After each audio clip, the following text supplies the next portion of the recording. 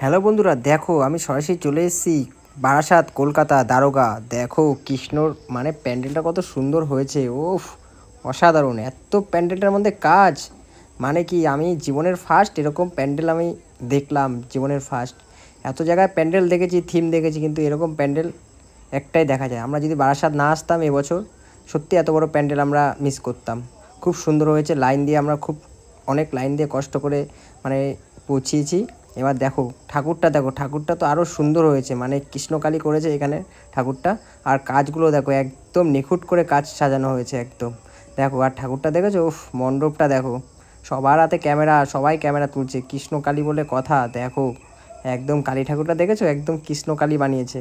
সেই হেভি সুন্দর হয়েছে কালী ঠাকুরটা, দেখেছো কৃষ্ণকালী। আর দেখো ভিতরের কাজটা দেখো, উফ, একদম অসাধারণ কাজ।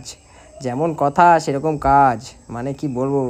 বারাসাতে বছর তো ফাটিয়ে দিয়েছে, প্রত্যেক বছরই মানে পুজো ভালো হয় বারাসাতে। আমি যাই বাড়িতে থাকলে পর, এবছরও গেছিলাম, খুব ভালো হয়েছে। যে কটা পুজো হয়েছে খুব বড় বড় পুজো হয়েছে।